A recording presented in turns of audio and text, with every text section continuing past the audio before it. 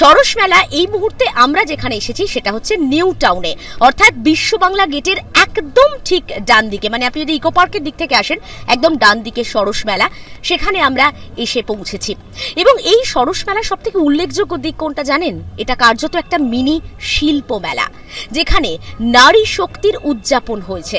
বলা যেতে পারে দুর্গাপুজোর পর আরো একটা উৎসবের মরশুম তৈরি হয়েছে। এখানে যেদিকে তাকাবেন হাতের কাজ, কুটির শিল্প নতুন একটা দিক খুঁজে পেয়েছে, এবং এই সবটাই হয়েছে কিন্তু মমতা বন্দ্যোপাধ্যায়ের উদ্যোগে। আমরা দেখেছি কিছুদিন আগে বিজিবিএসএ অর্থাৎ বিশ্ববঙ্গ বাণিজ্য সম্মেলনে যেটা হয়েছে সেটা হলো এই ধরনের হস্তশিল্প, কুটির শিল্প এই সবের ক্ষেত্রে জোর দেওয়ার কথা মমতা বন্দ্যোপাধ্যায় বলেছেন। সেটা যে কতটা ফলপ্রসূ হয়েছে সেটা এই মুহূর্তে যদি আপনি 79 এই যে স্টল নাম্বার নর্থ 24 পারগানাস এখানে চলে আসেন তাহলে বুঝতে পারবেন। কারণ এইখানে আমরা এমন একটা জিনিস দেখতে চলেছি যেটা আপনাকে অবাক করে দেবে। ঝিনুক দিয়ে মা দুর্গা প্রতিমা তৈরি করেছেন নমিতা বিশ্বাস, এবং তিনি স্টেট লেভেলে এমন একটা জায়গায় পৌঁছে গেছেন, এটার জন্য জেলা স্তরে পর্যন্ত তিনি প্রথম স্থান অধিকার করেছেন। আর বিভিন্ন রাজ্য থেকে এই জিনিসটার প্রতি আগ্রহ বাড়ছে। উনি একা নন, এরম রয়েছেন অনেক মহিলারা। আজকে নমিতা বিশ্বাসের সাথে কথা বলে নেব আমরা।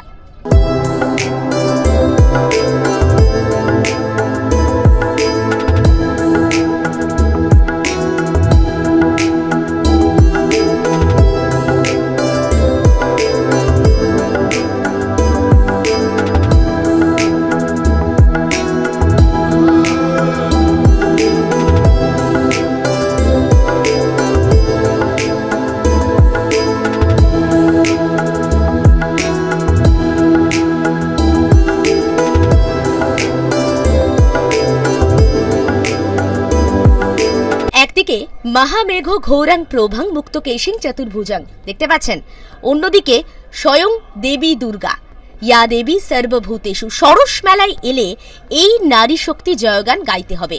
মমতা বন্দ্যোপাধ্যায়ের উদ্যোগ সেটা ফের প্রমাণ করলো। আমার সঙ্গে ফ্রেমে রয়েছেন নমিতা বিশ্বাস। নমিতা দেবী, আপনাকে স্বাগত জানাই। প্রথমেই সরস মেলায় এসে, আচ্ছা ব্যস্ত বুঝতেই পারছি, কাজের মাঝে একটু সময় চেয়ে নেব। এই যে আপনার তৈরি এই যে দুর্গা প্রতিমা, যেটা ইতিমধ্যেই পুরস্কার পেয়েছে এবং বহুল প্রশংসিত, আপনি বলছেন যে এই ভিড়টা হচ্ছে এই আকর্ষণের জন্য, ঝিনুক দিয়ে দুর্গা প্রতিমা, এই আইডিয়াটা কিভাবে পেলেন?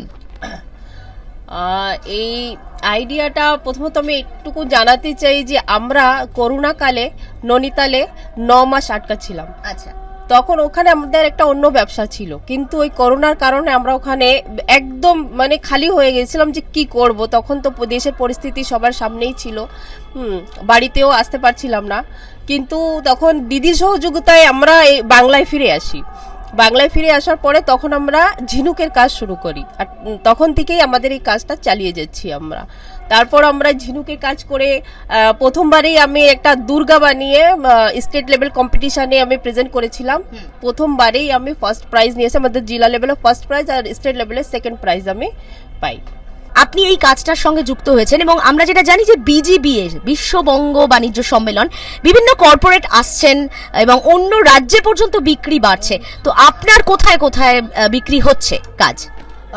আমরা তো অল ইন্ডিয়া, মানে আমাদের যে এসএসজি গ্রুপের মাধ্যমে আমরা অল ইন্ডিয়া আমাদের এই কাজটা নিয়ে যাই। যেমন দিল্লিতে আমি গিয়েছি একবার, আমি উত্তরাখণ্ডে বেশিরভাগ যেয়ে থাকি, বম্বে, চেন্নাই, মানে অল ইন্ডিয়ায় বিভিন্ন রাজ্যে আমাদের এই কাজ নিয়ে আমরা যেয়ে থাকি, এবং খুব ভালো রেসপন্স সেখানে আমরা পেয়ে থাকি। একদম। আর এই যে বিভিন্ন রকমের জিনিস রয়েছে, একটা বিশেষ আকর্ষণ রয়েছে ঝিনুকের। এই পর্যন্ত সবাই ঝিনুকের জানে ছোট আইটেমই করা হয়, কিন্তু আমরা ঝিনুক দিয়ে নতুনত্ব কিছু করার চেষ্টা করেছি, আর এটা সাকসেসও হয়েছে। এটা খুব বেশি ডিমান্ড, আজকে মার্কেটে আমি খুব ভালো রেসপন্স পাচ্ছি এটা। আচ্ছা, এটা 1500 টাকা দাম? হ্যাঁ, এটার দাম 1500 টাকা আছে।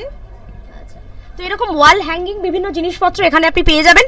আর দুর্গা প্রতিমা তো ইতিমধ্যেই অন্য জায়গায় চলে যাচ্ছে, তাই তো? অবশ্যই, এটা কালই বিক্রি হয়ে গিয়েছে, এটা আজকে ডেলিভারি দেওয়ার কথা আছে আমার। বেশ বেশ, এটা আপনি ধরুন।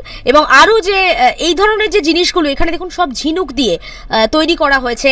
এখানে পেন স্ট্যান্ড রয়েছে, বিভিন্ন ধরনের শো পিস রয়েছে, সবটাই কিন্তু এখানে তুলে ধরা হয়েছে। এবং এই যে সরস মেলা, সেখানে কার্যত নারী শক্তি জয়গান সেটা আরো একবার প্রমাণিত হয়ে গেছে।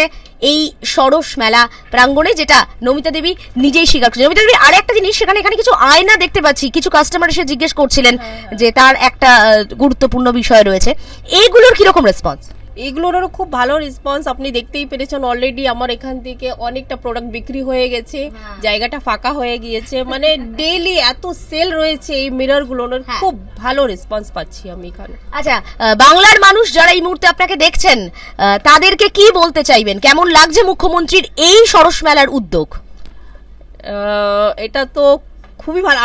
আমি চাচ্ছি যে প্রত্যেকটা মেয়েরা, যারা আমরা মানে যারা হাউস ওয়াইফ, যারা বাড়ির থেকে আমরা আজও কোনোদিন বেরিয়ে বাজার পর্যন্ত যাই না, এমন বহু মহিলারা আছে, তাদের জন্য অনেক অনেক সুযোগ রয়েছে। তারা কাজ শুরু করুক। আর তারপর তো আমাদের মমতা বন্দ্যোপাধ্যায় আছেন, আমাদের মুখ্যমন্ত্রী আছেন, উনি তো সবসময় আমাদের পাশে আছে।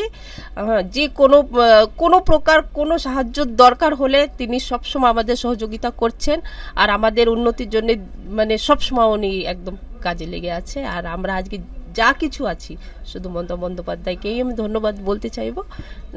আর একদমই। তো এই যে সত্যি কথা আরো একবার প্রমাণিত, এই মেলা, এই শিল্প এবং এই উদ্যোগ বাংলা নিজের মেয়েকেই চায়।